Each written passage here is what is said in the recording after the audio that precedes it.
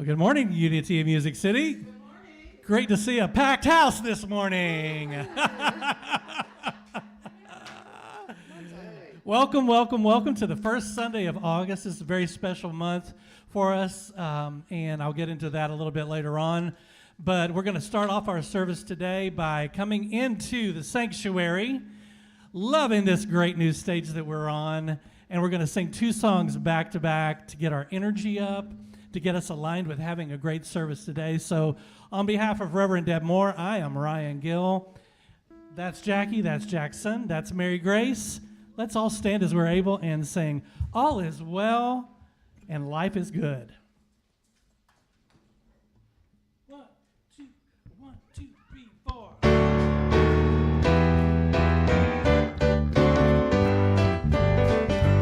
I'm not worried about tomorrow. Today I declare freedom from yesterday's mistakes of the past. Today all things are made brand new, and don't it feel good to know that all is well and unfolding as it should. I can change my reality by changing my mind. Perfect peace, joy, and happiness is yours and is mine. I am loved and so are you, and don't it feel good to know that all is well and unfolding as it should. Let me hear you sing, all is well, all is well. Divine Spirit is directing me right now. All is well, all is well, and unfolding as it should. I am cloaked in the Spirit, I am fed by the divine. I am one with all that is, my soul is free from time. I am blessed and so are you, and don't it feel good to know that all is well and unfolding as it should. Let me hear you say, all is well, all is well. Divine Spirit is directing me right now. All is well, all is well, all is well, and unfolding as it should. Let me hear you say, all is well, all is well. Divine Spirit is directing me right now. All is well, all is well, all is well, and unfolding as it should. All is well and unfolding as it should. All is well.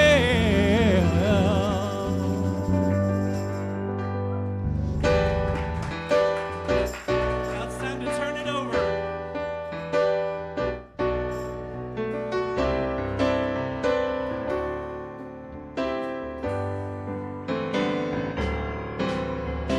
All that is on your mind today, take it to God in prayer.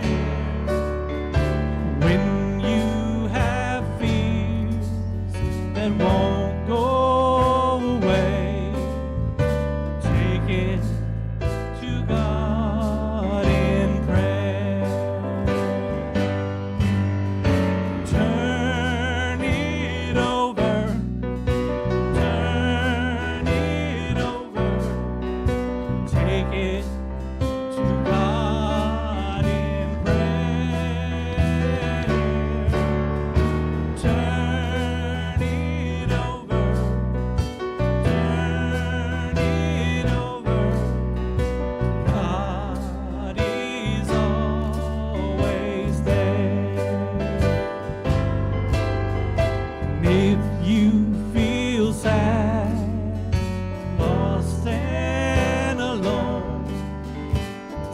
it to God in prayer.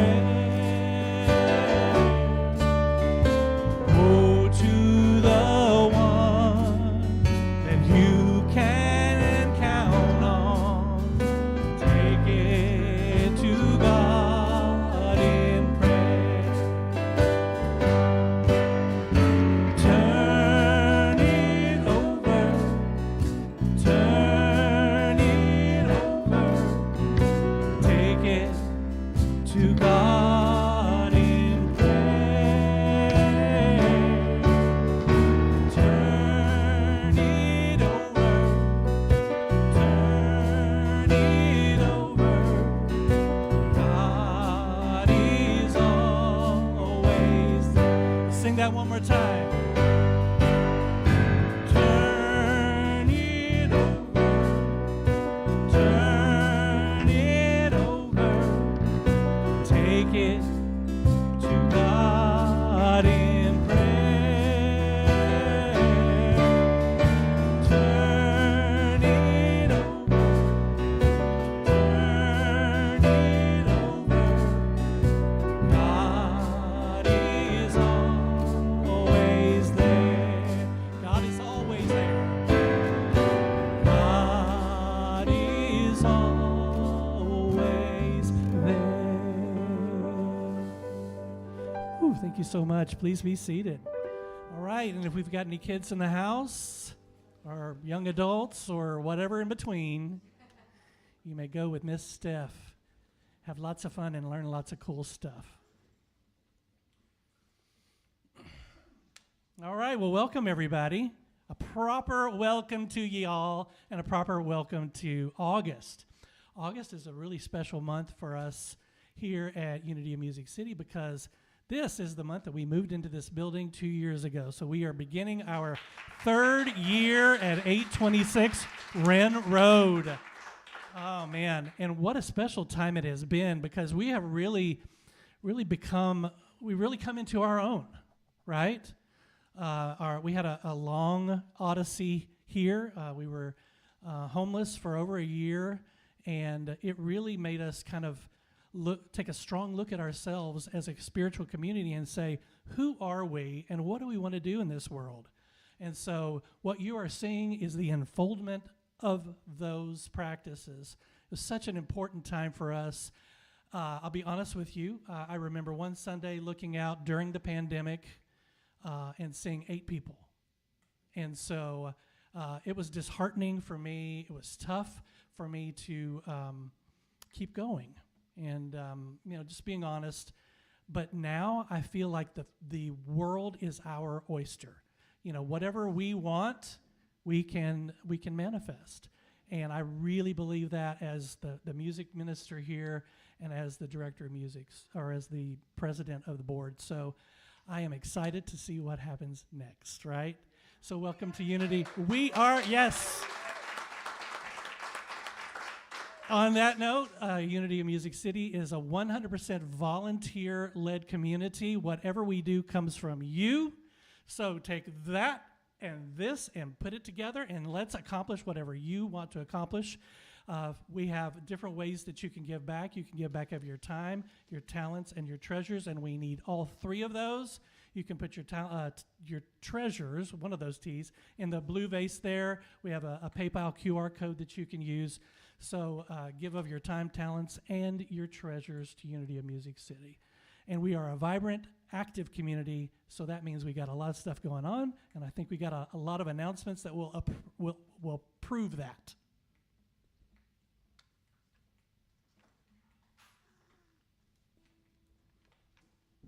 First time on the stage. Leos love the stage. I feel like I'm in a Joe Walsh kind of mentality. Life's been good. They say I'm crazy, but I have a good time. Jackson. Everybody say, oh, yeah. So, he's love good. seeing the performances, Jackson, with that on social media. So thank you all. On the big stage. Yeah, on the big stage. But sounding good as always, you guys. Always, you guys. And appreciated the message from last week. I wasn't here, and Reverend Deb, thank you. Target and amazing. So the sweet spot and the song At the Cross that you mentioned, Isaac Watts, and You know, as a 10-year-old, I look in the W encyclopedia back in the day because I take things differently for such a worm as I, right? So I looked up worm back in the day, and this was teacher me, young me, and you know how powerful a worm is? Yes. You know, do you know how powerful? And it burrows. So I twisted it around a little bit and made it positive even as a 10-year-old, that kind of thing. So, and the nutrients they provide to the soil, you know, right? And they can't see, have, you know, arms and legs, and they move around, and they can grow to be like several feet long in certain parts of the world, and millions in an acre. And it's like, we're powerful, you know, so... So I took it upon myself before, you know, Google back in the day and those brown encyclopedias, and looked that up. And I confirmed the strength back then. I'm like, come on, Isaac Watts. I hope you know what you're writing, you know, with that song. But anyway, it was but a great message. Thank you so much. You know, appreciate you for that. All right, so announcements. And you know, this is my only prop, Crystal. So I wore this at the Garden Center, and yes, it's special. Birthday is tomorrow.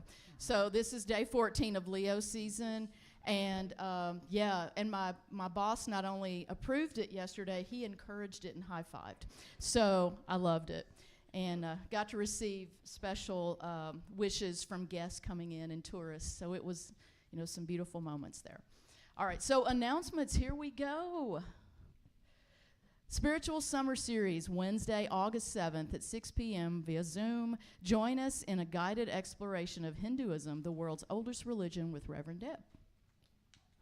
Happy Class, Thursday, also this week, August 8th, 6:30 to 7:30. Move and groove with cardio drumming, then relax with Reiki and aromatherapy. Cost is $20. Adults, teen, $15, adult $20. Space is limited, so sign up at the front bulletin board. Come and get your energy work and lavender hand treatments. And you, as you all know, as gardeners, lavender is wonderful for healing any stings, mosquito bites, and it also deters mosquitoes. So great thing all around. Moving away party. And this is, celebration and also bittersweet here. Join us as we send Annette Roper off to new adventures. Sunday, August 11th, reservations have been made for 12:30 at El Morisco on 351 Gallatin Pike, Madison. Please RSVP to Susan Appelt. And I hope I said the name correctly there. Email and text number are available in the email blast sent out last week, as well as the website and Google Calendar. Annette, we love you. Yes, it's trolling my Facebook.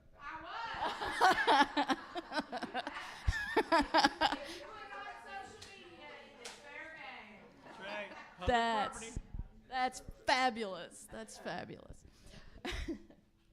Potluck meal Sunday, August 18th, following the service and before Leadership Council meeting. Everyone is welcome. Please bring a dish to share.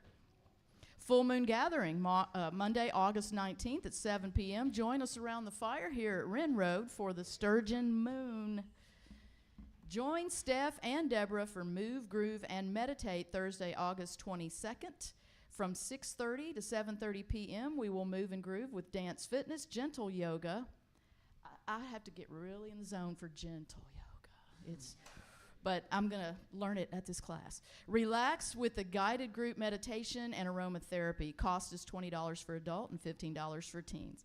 So all of these activity or meeting links and contact numbers can be found on our website, the weekly happenings, or you can always email the church, and you all have a phenomenal, sunny, fun-filled week.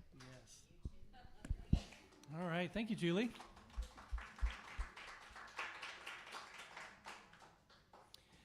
All right. Well, it's time to sing again, but on the note of Annette leaving, if you feel led to join the band from the congregation and play tambourine or percussion, we are truly going to miss that extra that Annette brings once she goes back home to Kansas City. So if you know how to do that, if you have good rhythm and you want to participate, you don't have to come up on stage to do it. I mean, you can if you want to, but you can do it right from your seat. Doesn't matter to us. Just let me know, and we'll do a thorough hour-and-a-half audition. No, we're not going to do anything like that.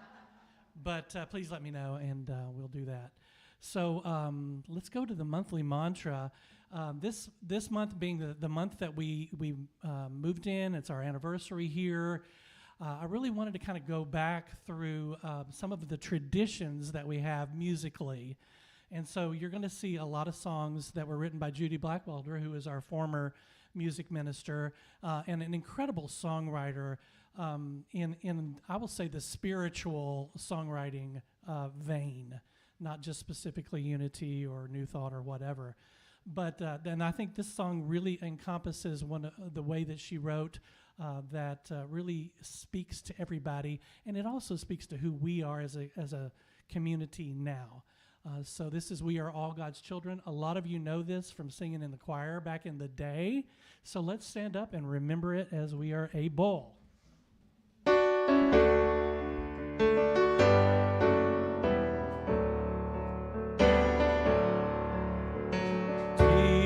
Different backgrounds, different names, but deep inside, we're all the same. When we all treat each other compassion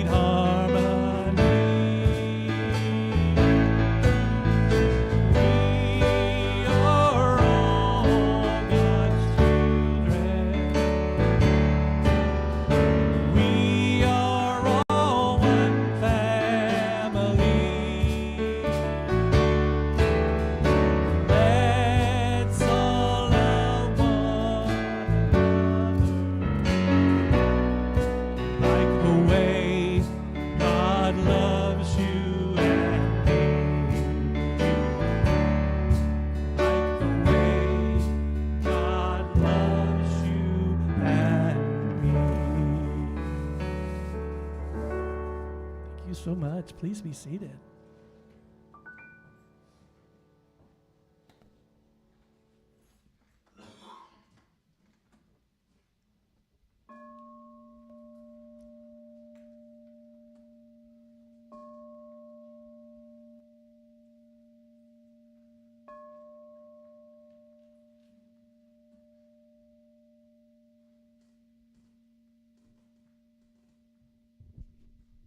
Good morning, Unity of Music City.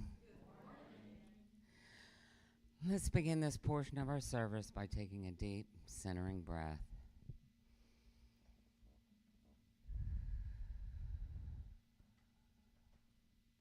Today's centering thought is, I am always listening and learning.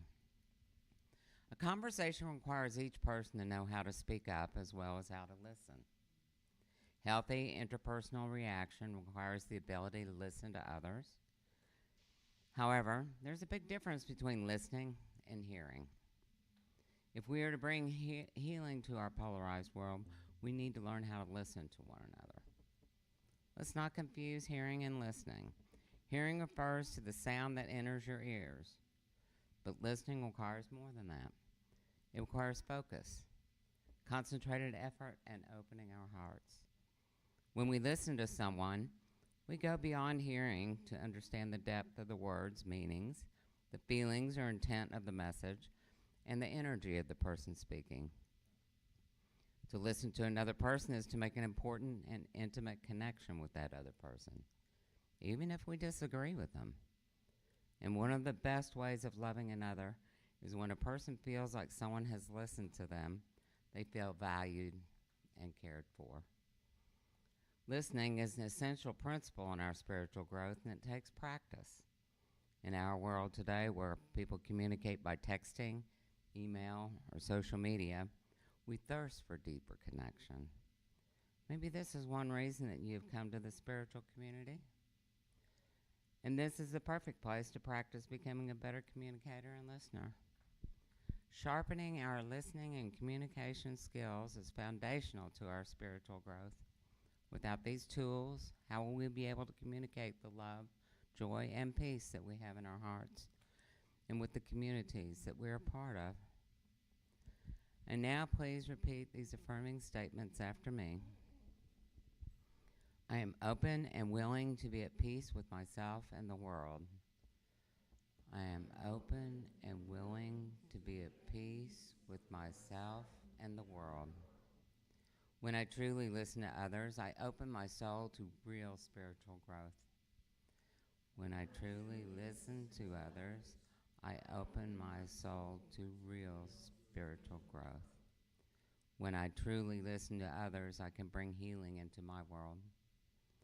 When I truly listen to others, I can bring healing into my world. And so it is. Bachelor's degree in communication, I endorse that centering statement. That is so very true. Good morning, everyone. It's such a pleasure to be here and to see you and to invite you into the place of deep listening. That's what we just talked about. We talked about deep listening. And meditation is the opportunity to deeply listen to the voice of the divine that resides within us.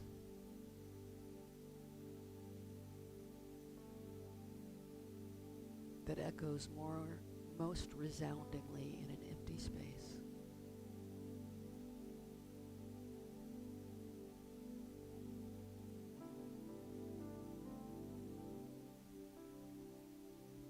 We live in the constant flow of giving and receiving.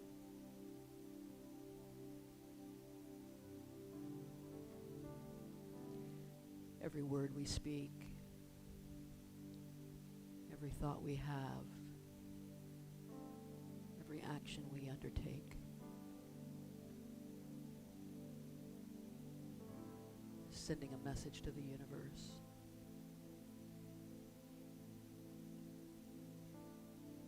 God is listening.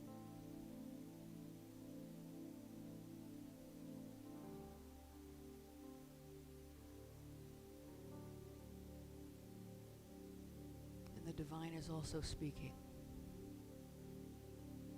in so many different ways.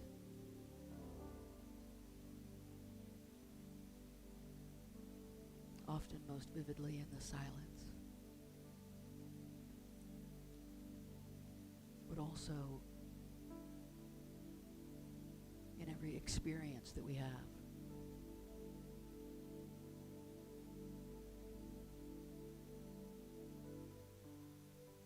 When we come together in spiritual community,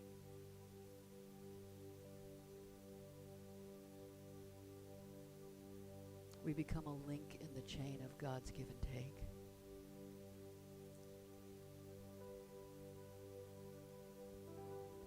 We give to each other by our presence and our smile and our hug and our love.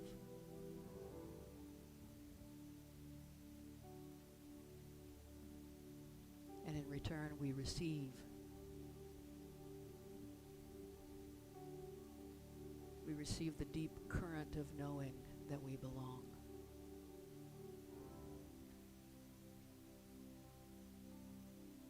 That this is our place and these are our people.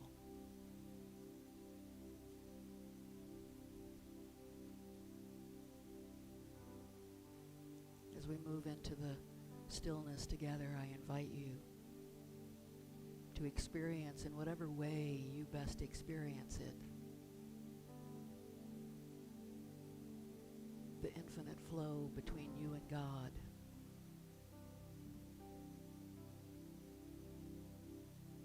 As well as the infinite flow between you and all of those around you.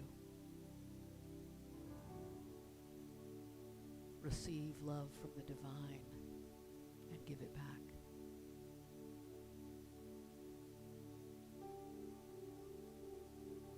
Receive love from the hearts in this room and send it back.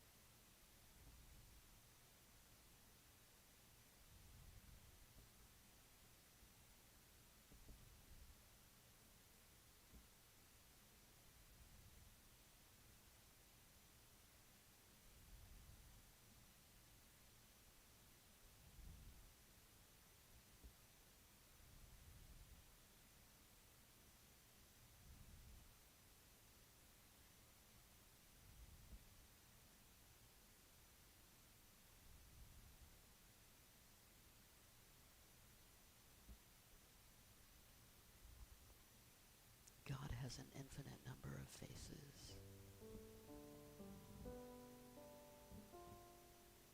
And the face that God most often uses for the people in your life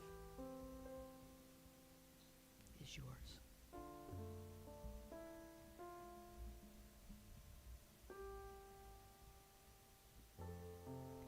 You live and move and have your very beingness in the sacred, and the sacred lives and moves on this earth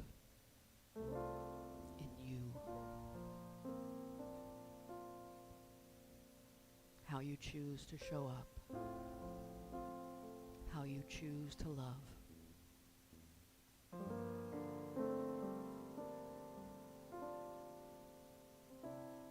Is God in you, loving the world. And so it is.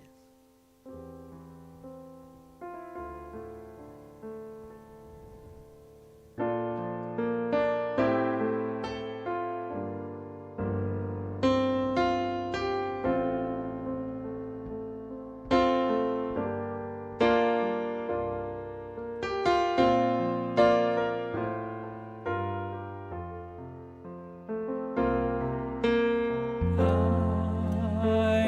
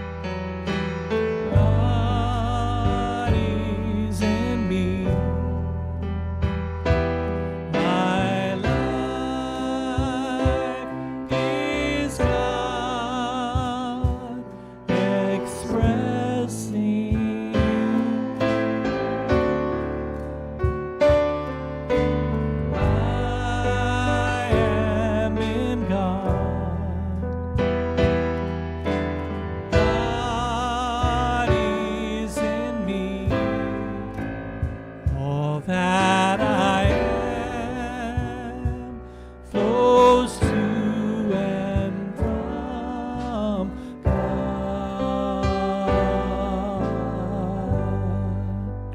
All that I am flows to and from God.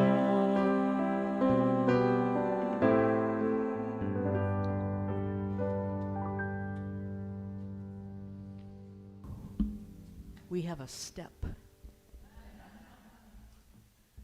We didn't have a step last week. Let me tell you, when I when I am thinking about meditation every week, I don't script that. I just generally think about what's kind of the general idea I'm just going to let it come to me. I'm going to let it, and I know what Ryan's picked out for the after meditation song, and I let that guide me a little bit. But one of the things that I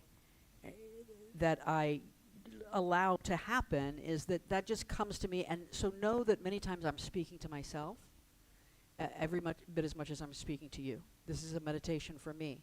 And I was thinking, if I knew that my face was the face God used, if I knew that on a regular basis, I might not roll my eyes as much. I might be a little careful about that. I don't know. Maybe not. God can roll her eyes. I mean, look at this world she created. She must roll her eyes quite often. Heaven forbid. So, oh, that was a lovely sound. Here's the question. Are we a church? I'm seriously asking. Are we a church? No, I got the no group over here. The yes, what, legally? Legally, yes. Legally, we are a church. Definition, right? What is the definition? Well, let's see. I mean, culturally, yeah, we're a church. We talked a little bit last week about being cultural Christians because we live in a culturally Christian dominant society. Even if you're an atheist, if you were born and raised in the United States, you're kind of culturally Christian in a really broader sense. And so culturally, yeah, we're kind of a church, but this has been a question that this community has asked a lot over the years. We started out as Unity Center for Positive Living because we didn't want to be a church. And then we discovered that nobody knew we were a church. And so they didn't come. Like, they thought it was some kind of private club, like we were like the spiritual Sam's Club. You had to have a membership card to get in or something like that. And so then we changed it to Unity Church for Positive Living. And then after a while, we thought, well, that sounds like some kind of weekend retreat you'd pay $5.99 to attend with Tony, whatever his name, Robbins, yeah, or somebody like that. So we got away from the positive. Then we became Unity of Music City. Are we a church, though, has been a question. If you've been hanging around here long enough, then you have said the phrase, it's not that kind of church, right? You've told somebody, it's not that kind of church. Because we understand that when we say the word church, people get a certain idea of who we are. Are we a tribe? So for a while, I remember for a little bit of time in the very, very culturally sensitive 20-teens, that there were some folks who were like, well, that's cultural appropriation. It's not. Using the word tribe is not cultural appropriation. Let me give you a little break from that. Other things can be cultural appropriation, right? Trying to pass yourself off with the same kind of ideas or trappings of a particular group could be culturally appropriating them. But tribe is a Latin word. It comes from the word tri, like as in three. It at one time meant kind of the three major voting districts of ancient Rome. And so you were one of the, this is your tribe. This is your third, if you will. But sociologically speaking, of course, it is a group that is larger than a nation, bigger than a family. Right? It's a group we identify with that is larger than a nation, bigger than a family. It is a community. We like that word too, although sometimes it sounds like we're going to need to sign up for the neighborhood watch. I mean, every now and then. So the language that we use, who are we? And we're doing the Spiritual Essentials series. So this idea of identity, who we are, why do we come here every week, is kind of important. I chose a picture here. This is a holy fire. This is the night before the Hindu festival of Holi. And a couple of years ago, that's not me, but I was in a picture that would have looked exactly like that. When I was in India over Holi, and the night before, it is the new moon. Most Hindu festivals are on the full moon because it's more auspicious. But Holi is on the new moon, and it symbolizes the light overcoming the darkness. And they build this huge fire. It looks, I'm telling you, it was every bit that big. The reason why nobody's any closer is because you can't without burning up, right? And even those people in front, I guarantee, are like their faces are burning off. It's extremely hot. I was standing like probably about where that building on the right is, and it was almost too hot. I had to turn my face away sometimes from it. And people pushing, yeah, exactly. And so, and you march around it. Those people are walking. If you'll notice, they're kind of facing a certain direction. They're marching around the holy fire. And in India, of course, there's a temple in every little community. You have certain temples. You can go to any temple you want to, show up at any temple, but wherever you live, there's a temple somewhere around the block. It's kind of like when I used to live in New York City and there's a Greek deli on every 2 blocks, right?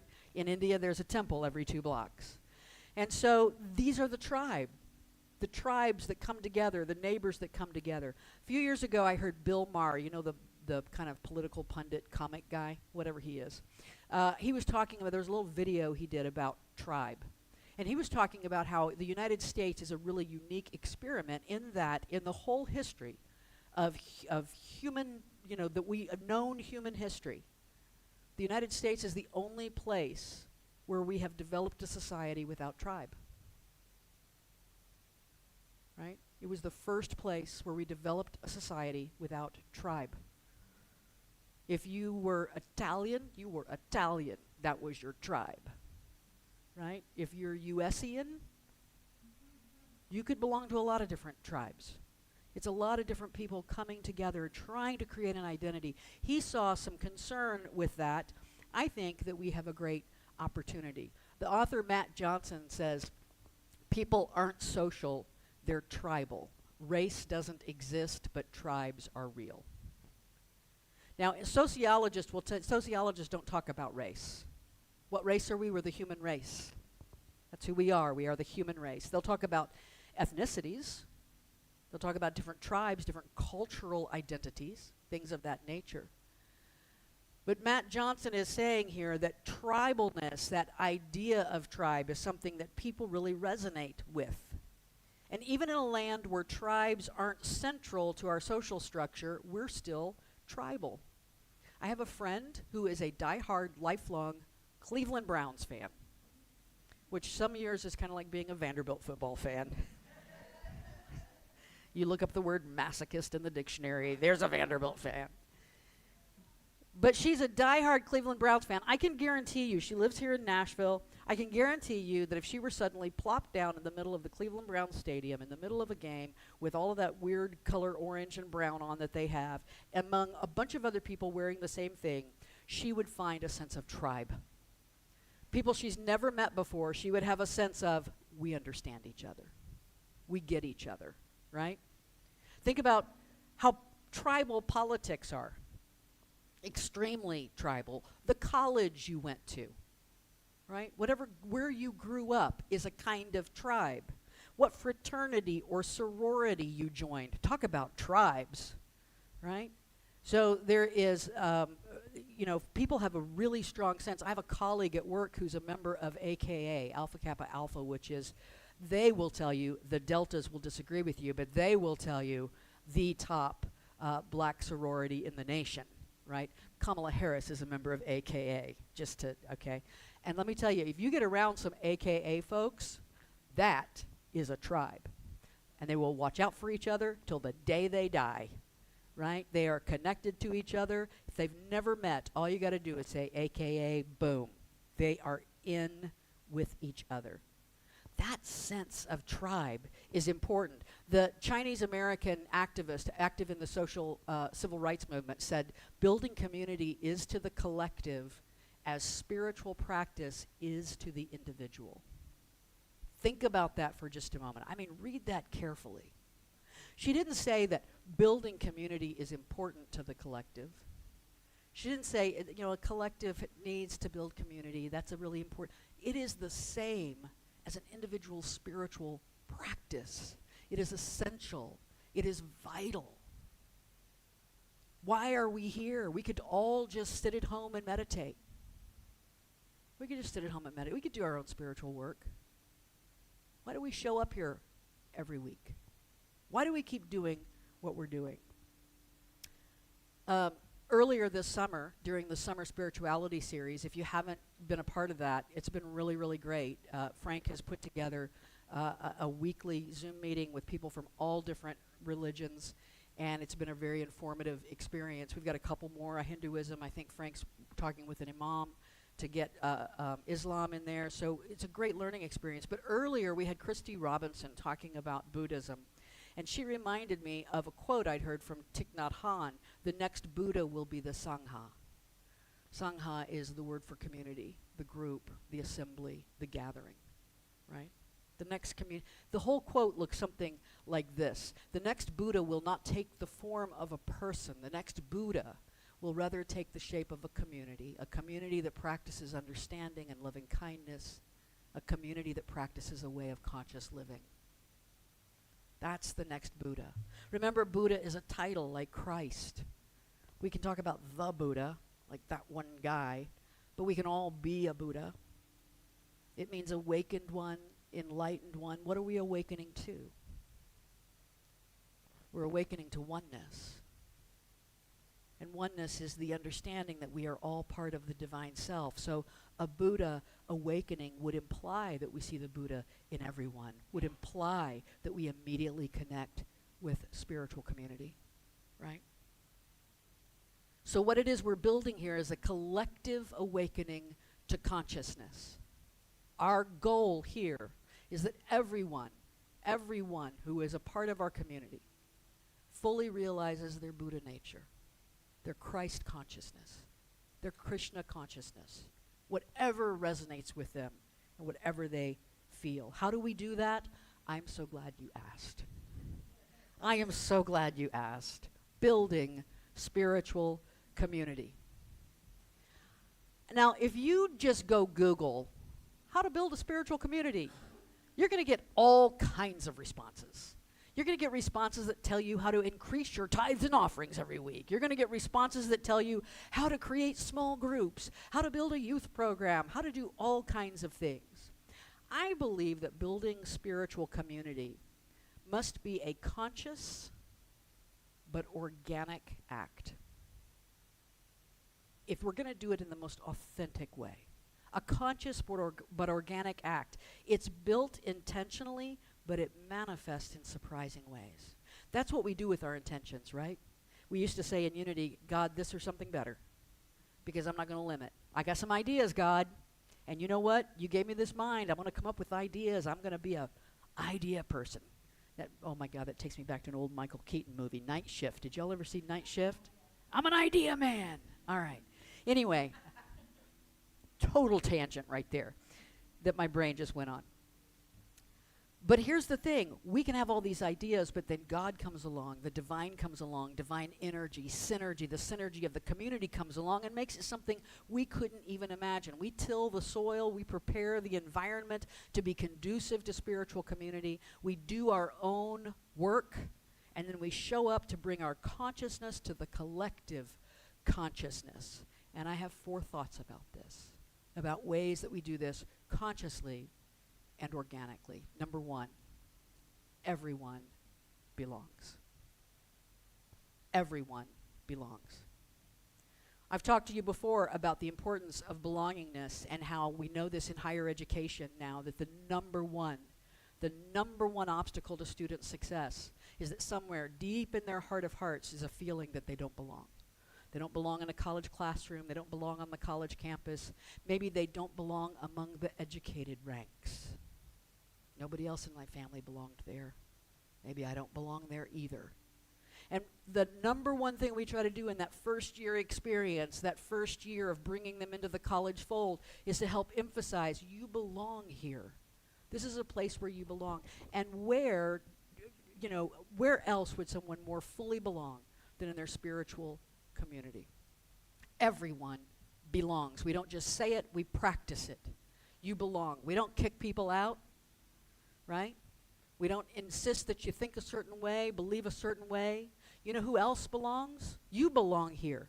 You, let me say that if you don't hear it from me, no matter who you are, no matter how many times you sat in these seats before, you belong here. You know who else belongs here? The person who irritates you the most. We're a spiritual community, but we can irritate each other sometimes. It can happen. And guess what? That person belongs. The person you haven't connected with. You've seen them here, but you've just never stopped to talk and whatever. That person belongs here every bit as much as you. No one owns this space any more than anyone else, right? The person who shows up every week without fail belongs. The person who shows up randomly belongs. We don't take roll. The person who does everything around here belongs. The person who does nothing belongs. The children belong. The old farts belong, right? And I can say that because I'm looking in the mirror right now. The old farts belong. The people who are into crystals belong. The people who think they're just rocks belong. Right? We don't have to think, act, dress the same way. We could all decide we're going to start wearing saffron robes and start looking a certain way like we belong to a little group, shave our heads, something like that. And you know what happens? The danger of that, even though I understand that sometimes that is a sign of devotion on someone's part, the danger of that is that if we put on saffron robes and shaved our head, then the first person who walked in who didn't have saffron robes and didn't have their head shaved would say, I don't belong here, right? I remember when I was a kid, the dress code at the typical Nazarene church when I was a kid was very different than what it is now. If you were a female person, then you wore a dress when you walked in that door, by golly. If you were a male person, you had a tie on. That's all there was to it. You had to dress a certain way. And I can remember as a child incidents where visitors would come who hadn't gotten the word, this is how you dress on Sunday morning. They weren't quite up to snuff. And guess what? Those people got talked about. And if those people got talked about, they energetically felt that. They knew it whether they heard it or not. And somewhere on some level they said, I don't belong here. Everyone belongs. Will everyone feel like they belong? We have no control over that. Some may walk in, listen to our songs, listen to me yak for a little bit, and walk out thinking, that is not my tribe. Not my vibe, not my tribe, right? And that's okay. That's okay. As long as they're here, we're going to exude belongingness to them the best we know how. And if they move along elsewhere, we bless them and release them and hope they find belongingness wherever they go. Because every human being deserves that, deserves to find that space.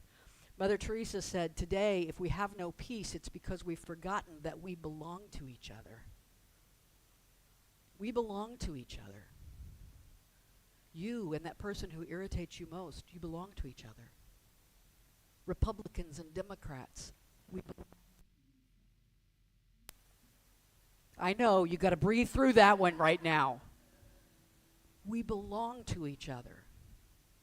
Somewhere there has to be, regardless of your ideology, how you feel, how you vote, somewhere there has to be a group of people on this planet who says, first, love one another.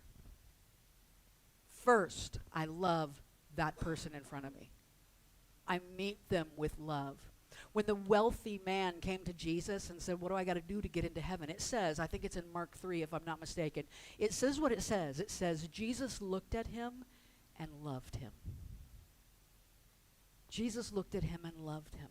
Doesn't say what he did, right? What he said then was, you got to sell everything you have and give it to the poor.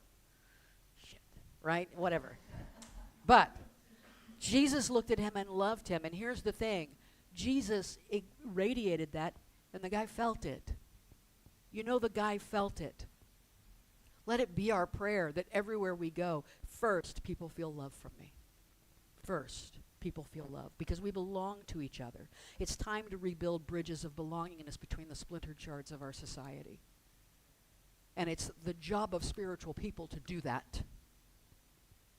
And let me tell you, without getting too whatever, there's a lot of folks who wear the badge of spirituality right now who are contributing to that splintering. And the spiritual life, the God of your understanding, deserves better. Deserves to be represented better. You've heard it takes a village to raise a child, right? You've heard that saying? Well, adults need villages too, not just children. The idea is to surround yourself with good people. That's not my quote, by the way. I found it on the internet. It's not attributed to anybody. You can find it out there, but I don't want to take credit. It's not mine. People need this so much that we look for ways to create tribe. There's an atheist church that meets in Nashville every Sunday called the Sunday Assembly. And they meet because even those folks who are not church people know the power of having a community of like minds. They know the power of gathering and singing together. There's power in singing together. There's power in being a part of something bigger than yourself. There's power in contributing to an organization that you believe and you want to be a part of. Surrounded with people, we strive to be a place where you walk in here and you go, I just know that I'm surrounded by good people who support me on my journey. That's all I know. I don't know anything else about this place. Number 2, authentic emotional connection. We're emotional creatures. It is how we feel things. And to share in each other's emotional experiences is one of the most powerful ways to connect. To grieve when another is grieving. I'm gonna say this. I believe I'm okay to say this. It's pretty much. But on Friday, Valerie Dennison's mother made her transition, passed away. Valerie and Dave are at home. They may be watching right now. And when I got that word, when I got that text from Valerie, I just had to sit and breathe with it for a moment. And even though I wasn't in her presence in that moment, to sit and hold grief in my heart. Grief is a way of showing love. We grieve because we love. And although I didn't know Valerie's mother, Valerie is a member of my tribe. And my heart went to where Valerie's experience was taking her in this season. To grieve when another is grieving, to rejoice when another is celebrating, to care when another is in pain, to be willing to be vulnerable in order to grow. That is what makes this different than the people we work with. We all go to work and there's a tribe and we have a spiritual community ought to be different from that. How do we do that? We're present in the moment with the person in front of you.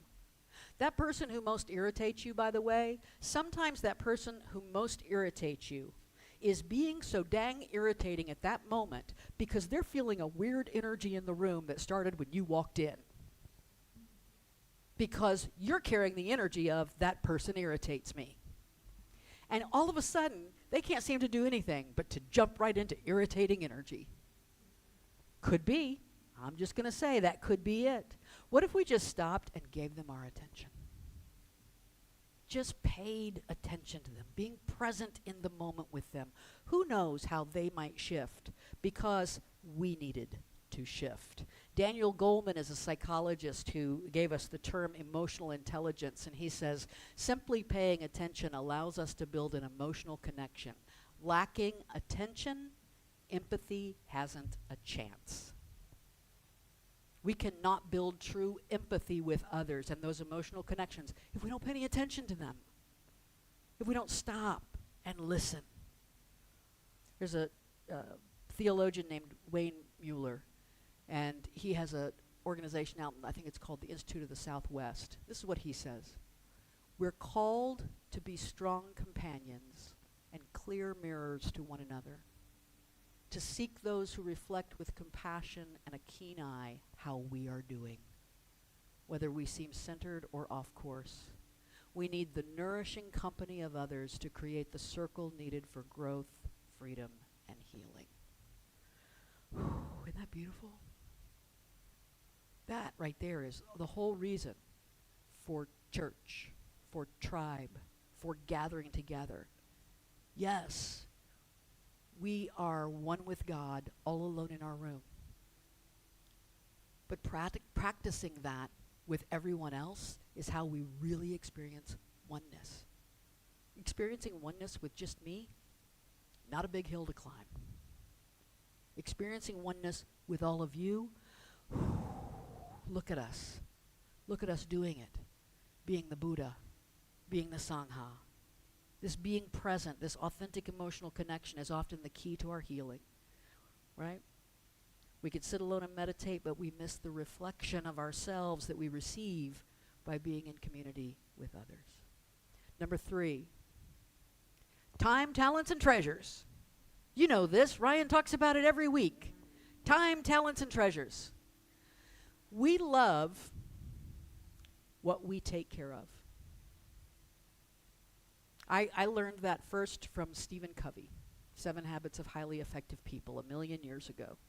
There's a man who came up to Stephen after a little whatever presentation he was giving, and he says, I got a problem, man. I don't love my wife anymore. What should I do? And Stephen Covey said, love her. And the guy said, no, you don't understand. I don't love my wife anymore. What should I do? Love her. You need to actively love her. Buy her flowers. Bring her breakfast in bed. Go fill up her car with gas. Do the little things that you know make her happy. Empty the flippin' dishwasher. Right? Do those little things. And you'll turn around twice and you'll find yourself falling in love with your wife again, because we love what we take care of. And being in community together means all 3, that we give of our time, our talents, and our treasures. Karl Marx defined socialism this way. I think it's a great definition for a spiritual community. From each, according to his ability, to each, according to his needs. Right? From each, according to his ability, to each, according to his needs. The giving of time, which I want to focus on for just a second here. We know about the giving of treasures. We operate on your donations, period. Right? We function, the more we can do is based upon how many resources we have, right? Talents, well, people share their talents in different ways. But time, I want to talk about that for just a second. And I want to talk about it in terms of the ways you give your time. Now, some people say, well, the way I give my time is, well, I showed up and I volunteered, or I helped Stephanie with the youth, or I gave my time here, there. Let me tell you another way you give your time. You're doing it right now. Just being present. We don't take roll. But it makes a difference when you're not here. It makes a difference when you're not here. It impacts everyone around you. You are the face of God. When we think about going to church, most of us get up and we think to ourselves, do I need this today? Well, I don't. I just show up, right? Do I need this today? And then we make a decision. Well, yeah, I think I need this. I'm going to go. What about what the other people here need? I'm not doing this to lay some kind of guilt thing on top of you. I'm doing it to say, you are a minister in the Buddha Sangha.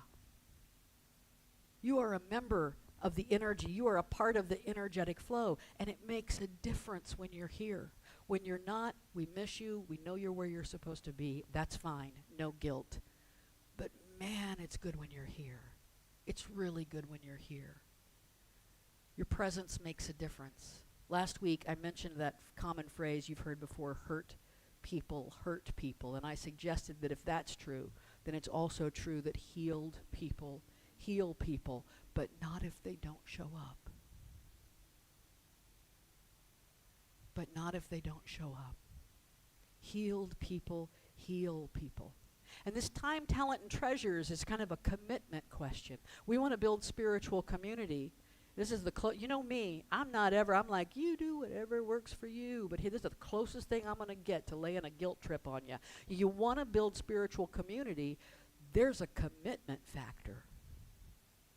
There is. There's a commitment factor. Sometimes you just want to stay home. I get that. Sometimes I just want to stay home. Do you know that? There are Sunday mornings when I wake up. Has that ever happened to you, Ryan?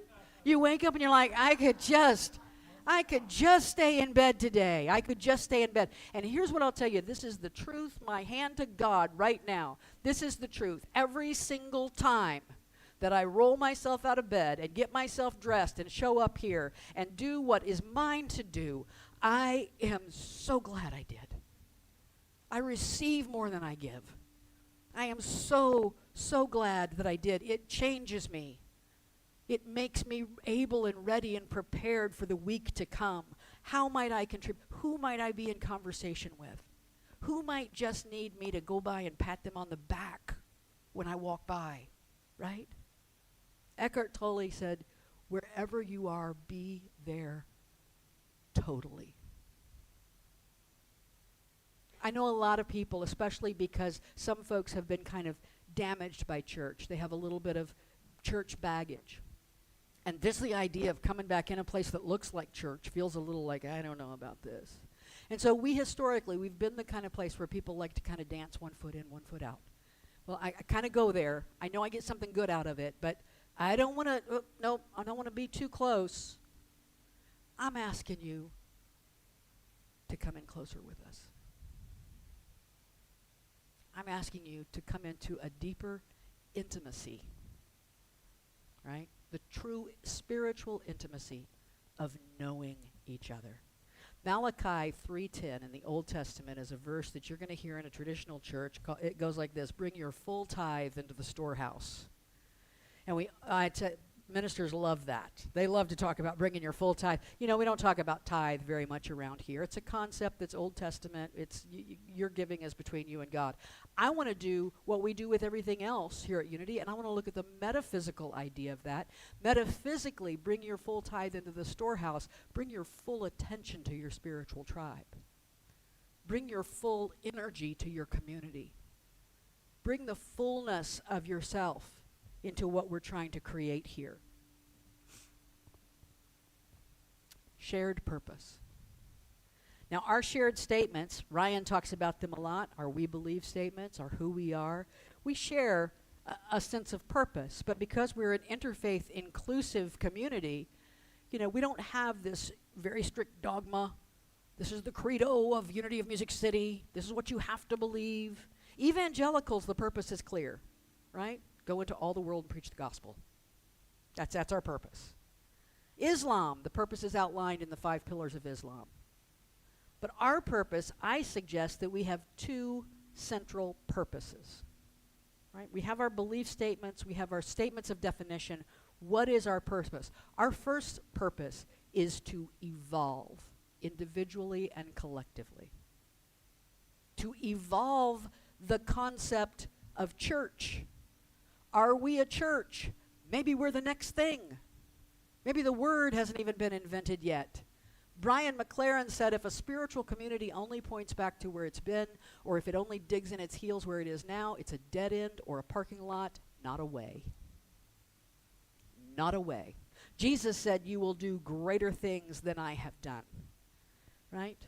When I hear folks who are like in the Unity movement, let me tell you, the founders of Unity, Charles and Myrtle Fillmore, amazing people, did amazing things, were absolutely at the forefront of their time.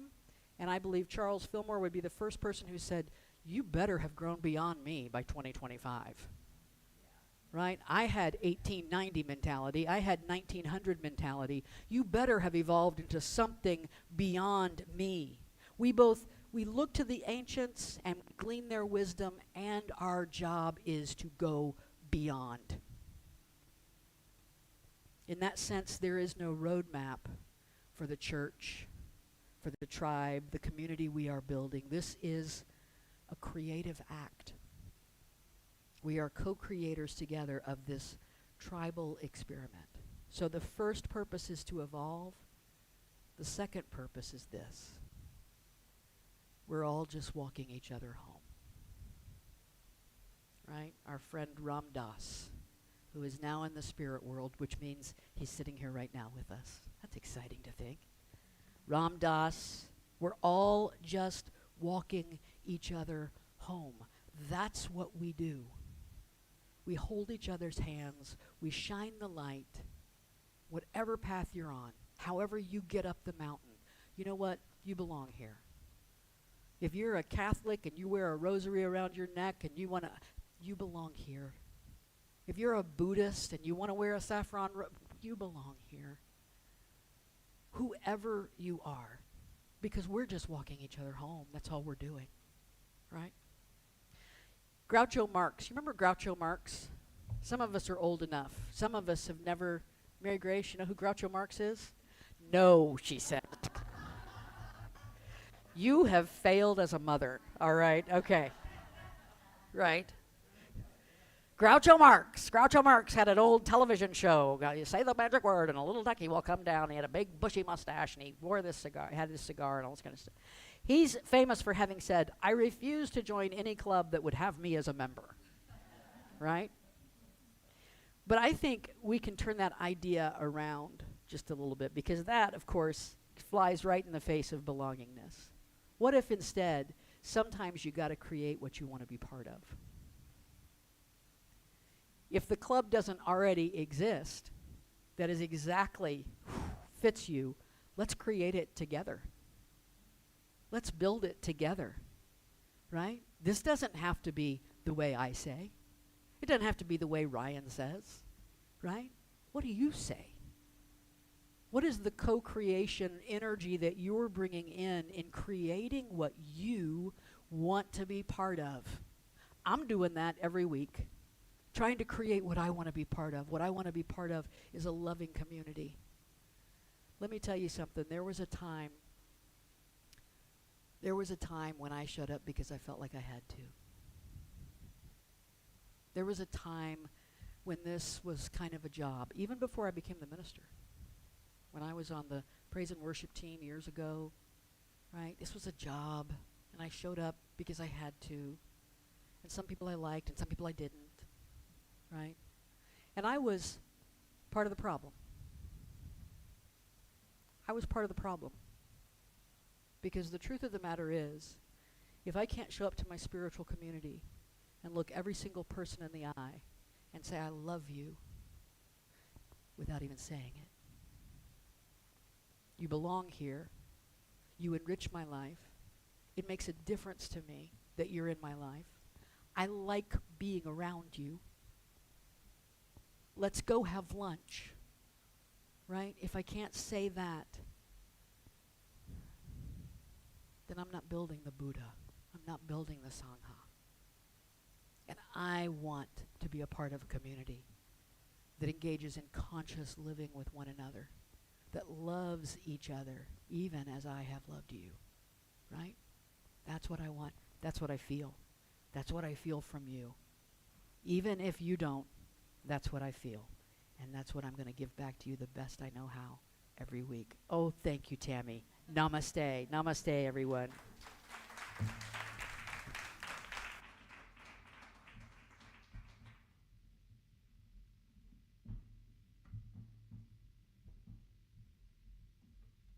Thank you, Reverend Deb. That was inspirational.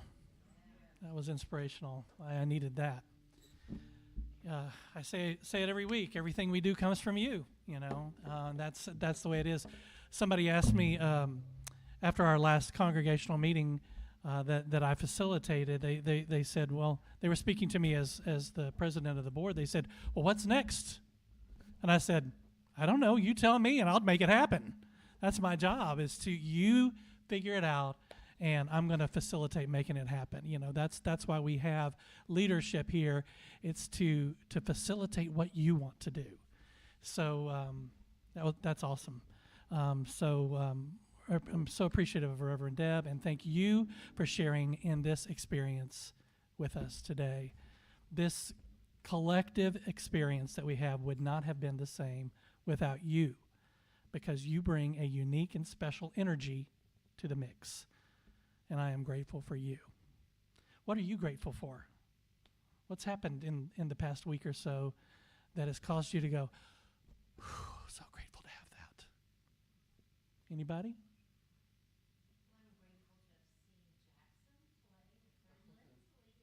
Woo woo! Jackson took the big stage last night.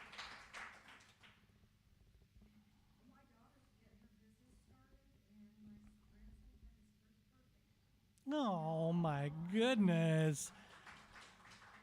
Wow, I just flashed back to my niece and nephew's first birthday parties. Wow. That's 20 years ago. Yes.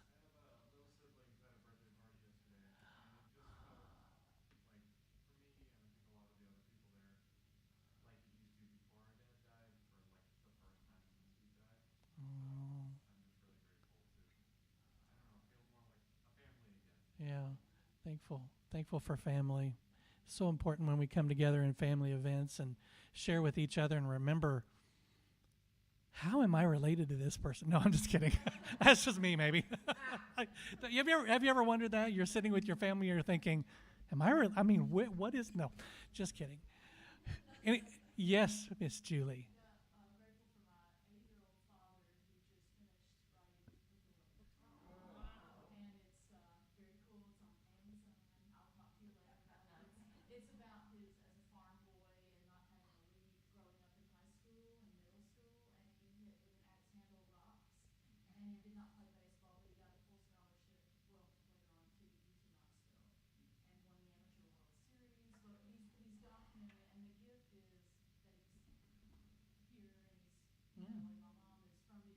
Yeah.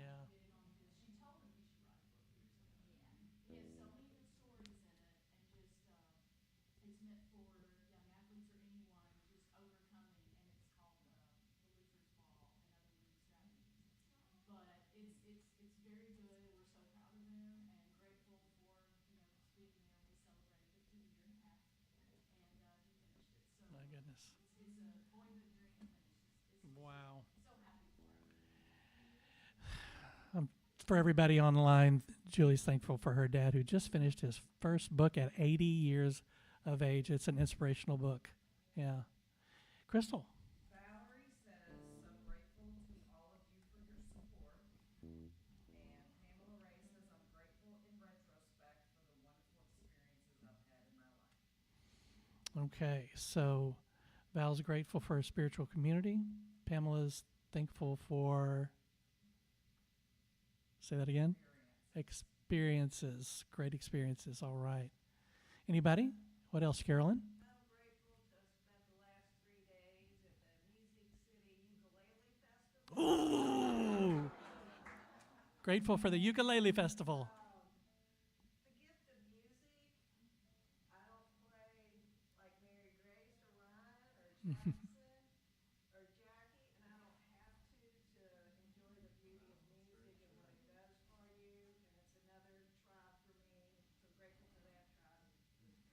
Grateful for music, the gift of music. Go ahead.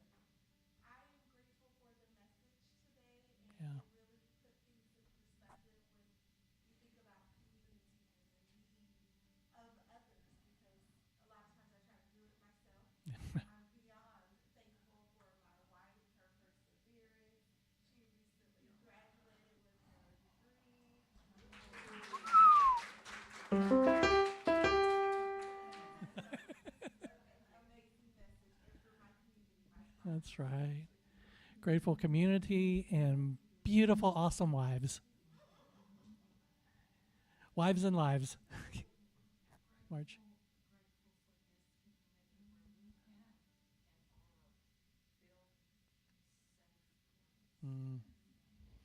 Yeah, grateful for this community and building a safe place.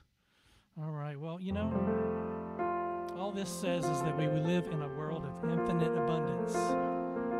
And if today didn't express that, this song will. So let's all sing it together.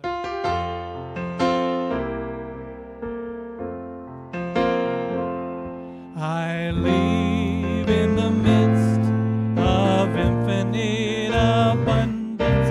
I give freely and fearlessly to life.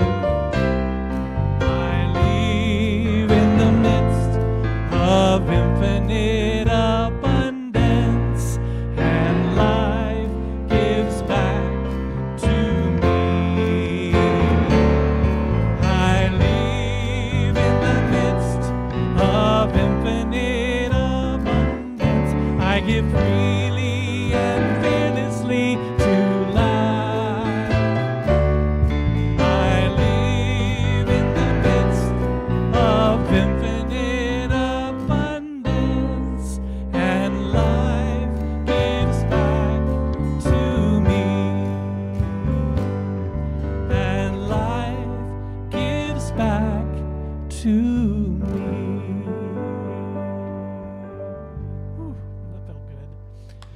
well, let me remind everybody to check your email this week on Tuesday for the What's Happening newsletter that comes out to remind you of what we got going on. We got some moving and grooving happening this week. We have the second to the last installment of our spirituality series on Zoom, and that's Wednesday evening with Hinduism and Reverend Deb.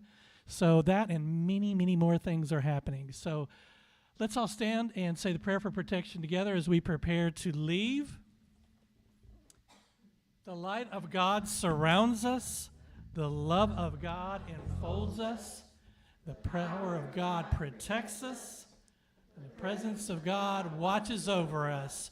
Wherever we are, God is, and all is well. Oh, see if you remember this one.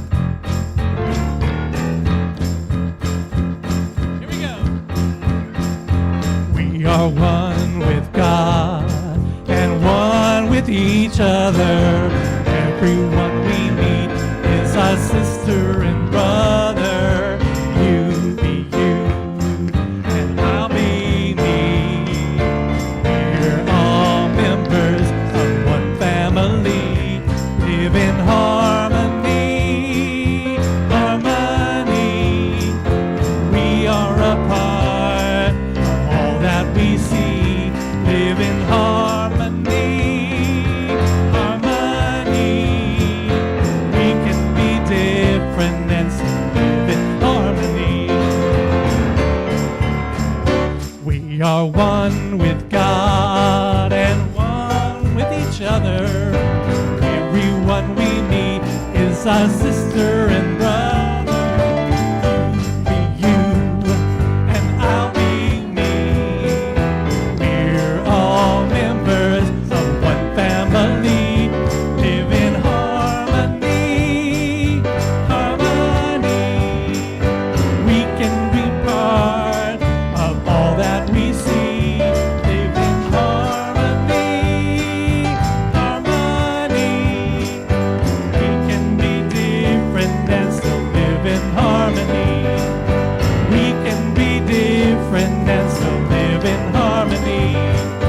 We can be different and still live in harmony.